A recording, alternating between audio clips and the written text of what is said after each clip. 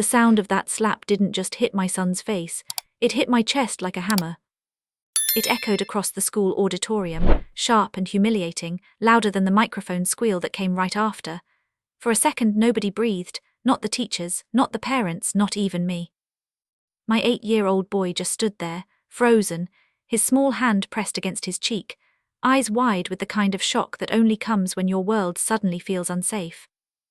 And the woman who slapped him, she didn't look sorry at all. She looked proud, like she believed she had every right. That was the moment something inside me shifted. Because what I said next didn't just stop her. It changed everything. If you're listening right now, take a second to subscribe, because stories like this aren't just about revenge. They're about dignity, about protecting the people we love when the world thinks it can walk all over them. My name is Nicole Turner, and this is the story of the day someone humiliated my son in public, and how that moment set off a chain of events none of them saw coming. My son Ethan has always been quiet. Not shy exactly, just gentle, the kind of kid who says sorry when someone else bumps into him, the kind who cries when cartoon animals get hurt, the kind teachers call sweet in that tone that really means too soft for this world. After his father died 3 years ago, that softness deepened. I still remember the hospital smell the night we lost him. The beeping machines, the cold vinyl chair under my legs, Ethan asleep with his head in my lap, while doctors whispered words like internal bleeding, and nothing more we can do. He was only 5 then. He didn't understand death fully, but he understood absence. And ever since, I've been both mother and shield. So when I tell you what happened that day, understand this wasn't just about a slap. It was about crossing a line no one should ever cross. The school auditorium was packed for the annual Young Achievers Assembly. Parents with phones out, teachers smiling too hard, kids whispering and fidgeting in folding chairs. Ethan was nervous because he was receiving an award for a science project. He'd spent weeks building a little solar system model that actually rotated using a tiny motor kit. The night before, he'd barely slept. I could tell because he kept coming into my room.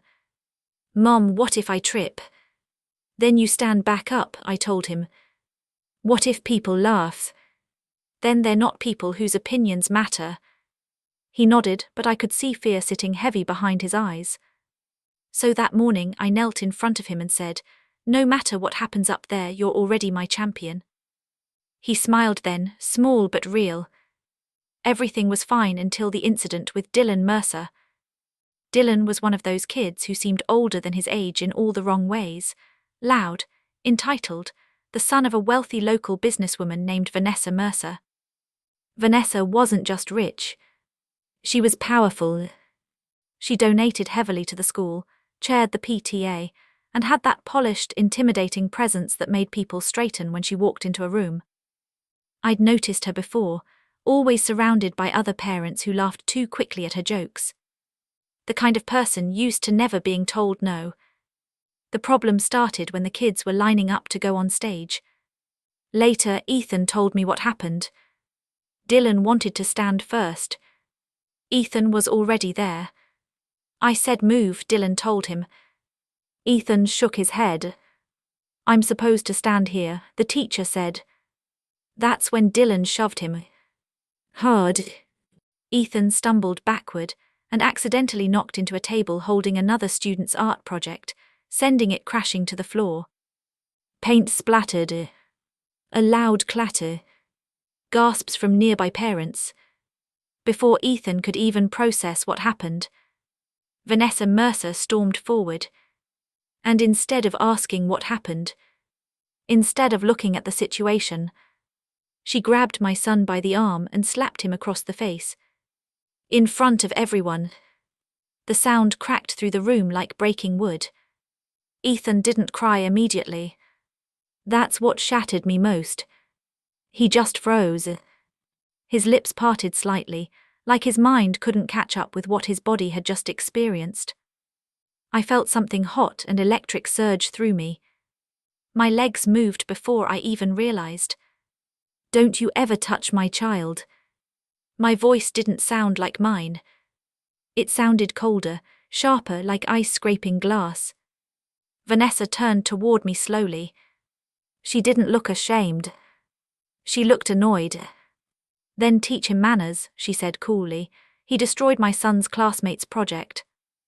My hands were shaking so badly, I had to clench them into fists. "He was pushed," I said. "Your son shoved him." She let out a soft laugh. Children lie to avoid consequences. The room was silent.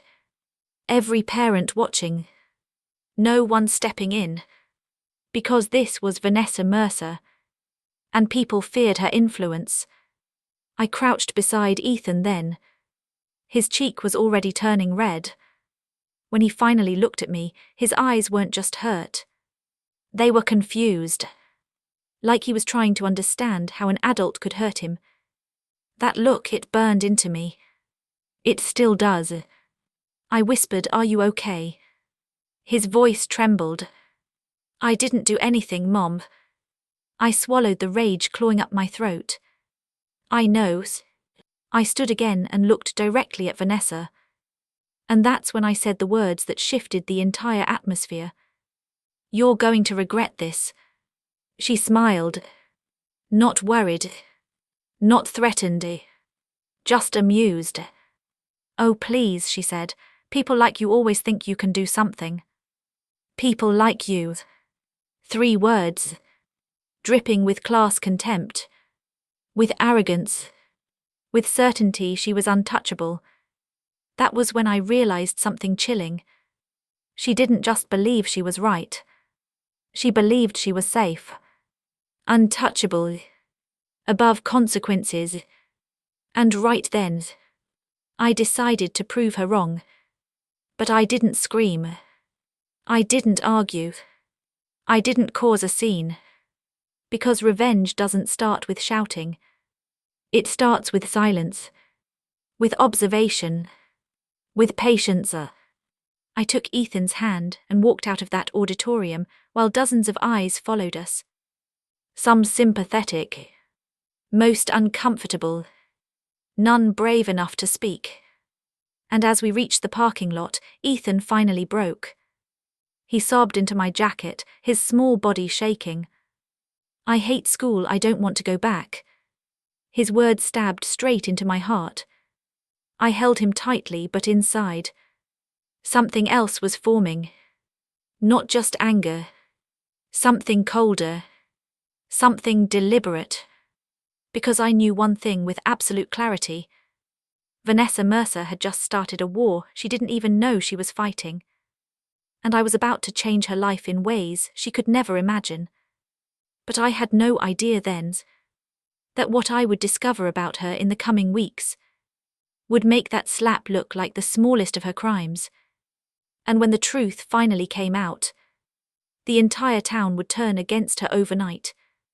And it all started with one sleepless night. I didn't sleep that night. Not even for a minute. Every time I closed my eyes, I saw it again, that sharp motion of her hand, the way Ethan's head snapped sideways, the silence that followed, the humiliation hanging in the air like smoke after a fire. But what kept me awake wasn't just anger. It was the look on my son's face afterward. Not pain. Not even tears. Just that quiet, confused betrayal. Like the world had suddenly become a place where adults could hurt you, and everyone else would simply watch. I lay in bed staring at the ceiling, my chest tight, my fingers curling into the bedsheet. 1,000 thoughts raced through my mind. Report her. Call the police. Go to the school board. But every option ran into the same wall. Vanessa Mercer's power. I knew how this town worked. People whispered about her, but no one challenged her openly. Her donations funded school programs. Her company employed half the parents. Her husband sat on the city council. She wasn't just influential. She was woven into the system. And systems protect their own. That realization made something sink heavy into my stomach. Because this wasn't going to be simple. Ethan refused to go to school the next morning. He sat at the kitchen table, his cereal untouched, shoulders hunched. "I don't want to see her," he whispered. I knelt beside him. "You won't have to." But even as I said it, I knew it wasn't entirely true. Because avoiding someone like Vanessa Mercer wasn't easy. She was everywhere. School events, community fundraisers, local news stories. She had built her image carefully over the years. A philanthropist, a pillar of the community, the kind of woman people described with words like strong, successful, and inspiring.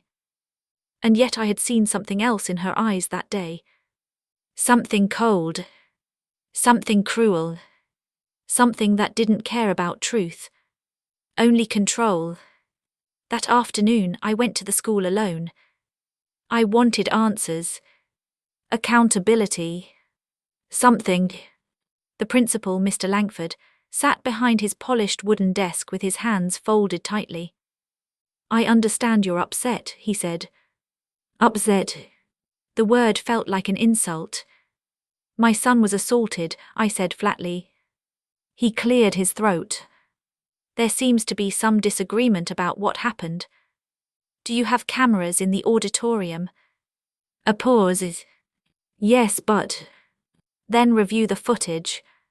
His eyes flickered just for a moment. And that was when I knew.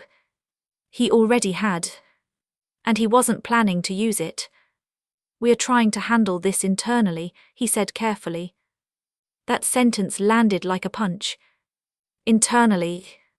Meaning quietly. Meaning without consequences. Meaning protect the powerful. My voice dropped lower. "Are you telling me the school will do nothing?" He sighed.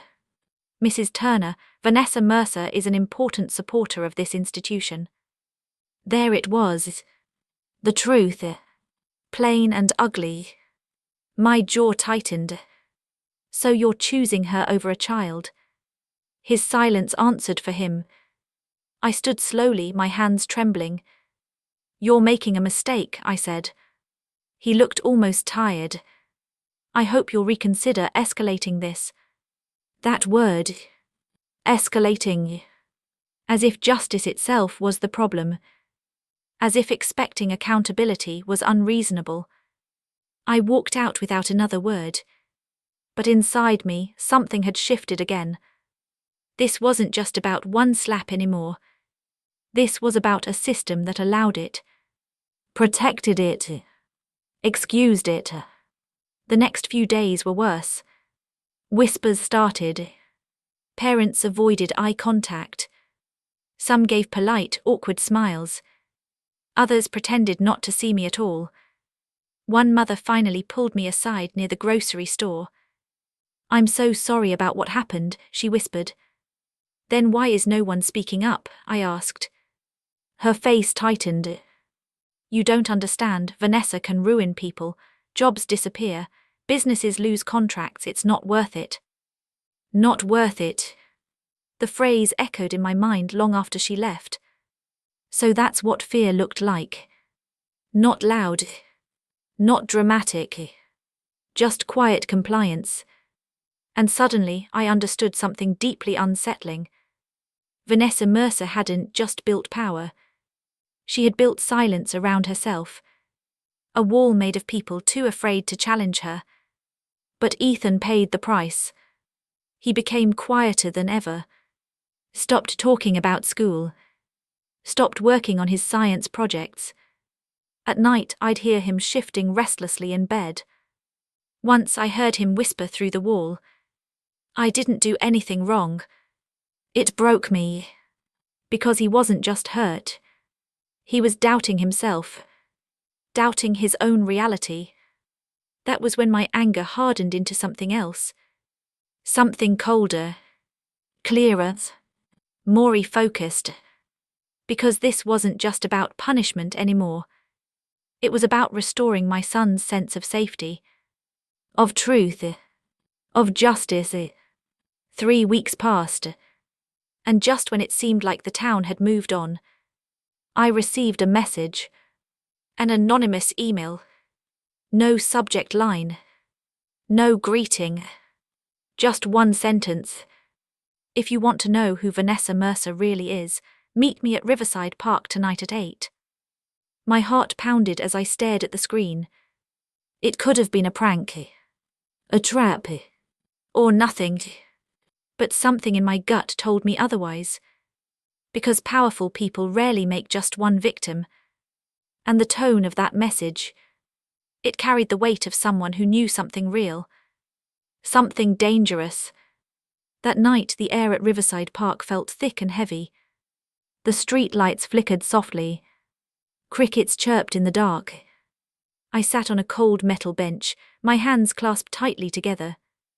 Every passing minute stretched painfully. Then I saw her. A woman in her early 40s, walking slowly toward me. Her eyes darted around nervously. When she reached the bench, she didn't sit. She just stood there, arms crossed. "You're Nicole Turner?" she asked quietly. I nodded. Her voice trembled slightly. "What she did to your son, she's done worse." A chill ran down my spine. "What do you mean?" The woman hesitated, swallowing hard. "Vanessa Mercer isn't just cruel," she whispered. "She's dangerous." My chest tightened. Dangerous how? The woman looked straight into my eyes. And what she said next changed everything I thought I knew about this fight. Because it meant this wasn't just about revenge anymore. It was about exposing something much bigger. Something that could destroy her completely. And possibly put me in danger too. The woman standing in front of me kept glancing over her shoulder like she expected someone to be watching. Her hands were shaking. "I can't stay long," she whispered. "If she finds out I talked to you." Her voice trailed off, but she didn't need to finish the sentence. I could already see the fear sitting in her eyes. Raw, real deep. "Please," I said softly, "just tell me what you know." She took a slow breath. "My name is Laura Kim. I used to work for Vanessa." That alone sent a jolt through me. "Used to." A bitter laugh escaped her. She fired me after I refused to sign a document. "What document?" Her jaw tightened. "A false incident report." My stomach dropped. "What kind of incident?" Laura's voice lowered further. "One that involved a student getting hurt." The world seemed to tilt slightly. "Vanessa covered it up," she continued, "because her son was responsible." A cold wave washed through me. "How bad was it?" Laura hesitated. Then she said the words that made my blood run cold. "He pushed a boy down the stairwell." For a moment I couldn't breathe. "What happened to the child?" I whispered. "He suffered a concussion, broken arm, severe trauma." My hands curled into fists. "And Vanessa blamed the victim," Laura said quietly, "threatened the parents with legal action, offered donations to the school to keep it quiet." A heavy silence fell between us. I felt something shift deep inside my chest. This wasn't just arrogance. This wasn't just entitlement. This was a pattern. A deliberate abuse of power. And suddenly that slap in the auditorium wasn't an isolated act anymore. It was just another expression of the same cruelty. "Why tell me now?" I asked. Laura's eyes glistened. "Because I saw your son's face that day," she whispered. "I saw the same look I saw on that boy years ago." Her voice cracked. "I should have spoken up back then. I didn't, and I've regretted it every day." She pulled a small flash drive from her pocket. "This contains emails, internal reports and financial records," she said. "Proof of how Vanessa manipulates situations and people." I stared at the tiny device in her hand. It looked so small, so ordinary, yet it felt heavier than anything I'd ever held. "Why risk this?" I asked. Laura's voice turned steady. "Because someone needs to stop her." That night after Ethan fell asleep, I sat at my laptop in the dark. The glow of the screen illuminated stacks of documents. Emails, expense records, legal threats, payment trails. The deeper I read, the clearer the pattern became.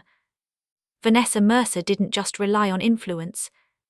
She used intimidation, financial leverage, legal pressure, and public image manipulation. Whenever a situation threatened her reputation, she buried it, silenced it, or twisted the narrative until she came out looking like the victim. My hands trembled as I scrolled through years of evidence.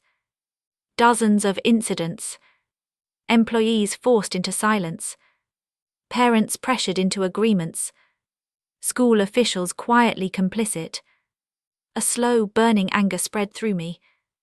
But alongside it, something else began to form. Clarity. Because I realized something crucial. This wasn't just a fight between two mothers. This was a system built on secrets. And systems collapse when secrets become public. But exposing her wouldn't be easy. People feared her. Authorities were influenced by her. And any direct accusation without undeniable proof could backfire. She'd sue, destroy my credibility, maybe even take Ethan away through legal manipulation. The thought made my chest tighten, so I knew I couldn't rush. This needed precision, patience, and perfect timing. The turning point came a week later. I discovered an upcoming event. The annual Community Excellence Gala, hosted by the city, sponsored by Vanessa Mercer, and most importantly, it would be televised locally. Vanessa would be receiving an award for outstanding contribution to youth development. The irony almost made me laugh. There she was, about to be celebrated as a hero for children, while hiding years of harm behind polished speeches and donations. And in that moment, the plan crystallized in my mind. Not revenge through destruction, but revenge through exposure. Because the worst punishment for someone like Vanessa wasn't legal trouble. It was losing control of her image, her powers, her carefully crafted reputation. And I knew exactly how to do it. The next weeks were a blur of preparation. Late nights, secret phone calls, careful documentation. I contacted Laura again, then quietly reached out to two other former employees mentioned in the files. Both were terrified. Both had stayed silent for years. But when they learned someone was finally willing to challenge Vanessa, something changed. Fear slowly gave way to anger, and anger to courage. They agreed to help, but only if their identities remained protected. I promised they would, because this wasn't about sacrificing more victims. It was about ending the cycle. Every step felt like walking a tightrope. One mistake could alert Vanessa, and if she suspected anything, she would strike first. Legally, publicly, relentlessly. More than once, I lay awake at night staring into the darkness, wondering if I was putting Ethan at risk, wondering if I was strong enough to finish what I'd started. But then I'd remember his small voice that night. I didn't do anything wrong, and the doubt would vanish, because this wasn't just about justice anymore. It was about teaching him something essential, that truth matters, that standing up against wrongdoing is worth the risk, and that power doesn't make someone untouchable. The final step was the hardest, getting access to the gala stage. But fate strangely helped, because 2 days before the event, I received an unexpected call. From the school. Principal Langford's voice sounded tense. "We've decided to allow Ethan to present a special recognition award at the gala," he said. My heart skipped. "What?" "It will demonstrate unity and positive community values," he added quickly. I understood immediately. This wasn't kindness. This was damage control. They wanted to repair the public image after the slap incident had quietly circulated in parent circles. And they believed putting Ethan on stage would make everything look resolved. What they didn't know was that they had just handed me the perfect opportunity. Because when I hung up the phone, I realized something. The stage was set. Literally, all that remained was the moment of execution. But even then, I couldn't have imagined how explosive that night would become, or how fast Vanessa Mercer's world would collapse. Because sometimes, the most devastating revenge isn't loud. It's simply the truth, spoken at exactly the right moment. The night of the gala felt unreal. The kind of night where everything looks polished on the outside, but underneath, tension hums like electricity in the air. Crystal chandeliers glowed above the ballroom. Soft violin music floated through the room. Round tables covered in white linen stretched across the hall, filled with local politicians, business owners, school officials, and smiling community figures. Everyone dressed in their best. Everyone playing their part. And at the center of it all, Vanessa Mercer. She stood near the stage, wearing a deep emerald gown, her posture perfect, her smile flawless. People circled around her like she was the sun, laughing, praising, admiring. If someone had walked in without knowing anything, they would have thought she was the kindest woman in the room. But I saw something different. I saw the mask, and I knew it was about to crack. Ethan sat beside me, his small hands folded tightly in his lap. He looked nervous but determined. I leaned down and whispered, "Remember what we talked about?" He nodded. "Just read what's on the paper." His voice was small but steady. "Mom, are you sure this is okay?" I placed my hand gently on his shoulder. "Yes," I said softly. "Because telling the truth is always okay." He took a deep breath. And for the first time since the slap, I saw a spark of confidence return to his eyes. The program moved slowly. Speeches, awards, applause, everything perfectly choreographed. Then came the final segment. Outstanding contribution to youth development. Vanessa Mercer's category. The host's voice rang through the room. "Before presenting the award, we have a special young guest who would like to say a few words." Ethan's name was called. My heart pounded as he stood.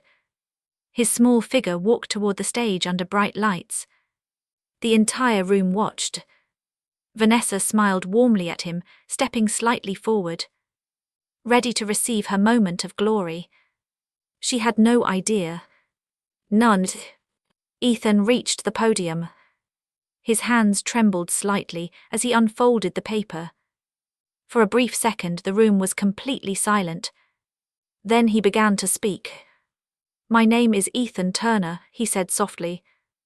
"I was told to come here tonight to talk about kindness and helping children." A few polite smiles appeared in the audience. Vanessa nodded approvingly. Then Ethan continued. "But sometimes, people who look kind on the outside aren't kind at all." The shift in the room was immediate. Subtle, but unmistakable. Vanessa's smile faltered. "Just slightly." Ethan's voice shook, but he kept going. "Sometimes they hurt kids, and then pretend it didn't happen." A murmur rippled through the crowd. I could see confusion spreading. Vanessa's expression tightened. And then, Ethan said the words that shattered the illusion. "Mrs. Mercer slapped me in front of everyone at school." The silence that followed felt like the air had been sucked out of the room. No music. No whispers. Just stunned stillness. Vanessa froze. Her face drained of color. Then Ethan spoke the final line. The one we had practiced together.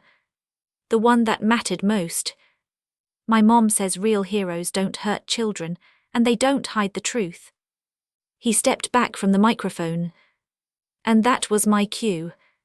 I stood, my hands steady, my voice calm.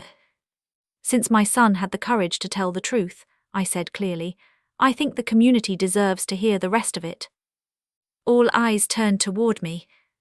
I walked slowly toward the stage, each step echoing in the silent hall. Vanessa stared at me like she had just seen a ghost. For the first time, she looked afraid. I reached the podium, and I didn't shout. I didn't rage. I simply spoke. I have documented evidence, I said evenly, of multiple incidents where Vanessa Mercer used her influence to cover up harm caused by her son and intimidate victims into silence. A collective gasp swept through the audience. I continued. Emails, financial records, signed statements. I held up a small folder, and copies have already been sent to local authorities and investigative journalists. Vanessa's composure shattered instantly. That's a lie, she snapped, stepping forward. Her voice sharp, desperate. But it was too late. Because right then, a man in the front row stood up. One of the former employees. Then another. And another. Voices rising. Confirming. Supporting. Years of silence breaking all at once. The room erupted into chaos. Whispers turned into shocked conversations. Phones came out. People started recording. Vanessa's husband tried to pull her away from the stage, his face pale with panic. But she couldn't escape. Because for the first time in her life, she wasn't controlling the narrative. The truth was it. And it was louder than anything she could say. Within days, everything collapsed. Investigations opened. Her company faced lawsuits. School officials were forced to release previously hidden reports. The community that once praised her turned away almost overnight. Not because they suddenly became brave, but because once the truth was undeniable, fear lost its power, and her carefully constructed image crumbled completely. But the most important moment came weeks later, when Ethan walked back into school for the first time. He held his head higher, his steps steadier. As we reached the entrance, he looked up at me and said quietly, "Mom, I'm not scared anymore." My chest tightened. I knelt beside him.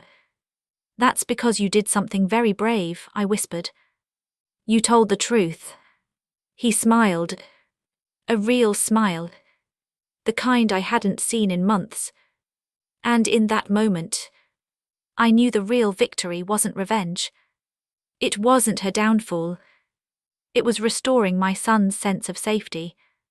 His belief that justice exists. Because in the end, the most powerful thing I ever said that day wasn't a threat, wasn't an accusation. It was a simple truth spoken out loud, one that shattered a lifetime of intimidation, and proved something we all need to remember. Power only works until someone stops being afraid of it.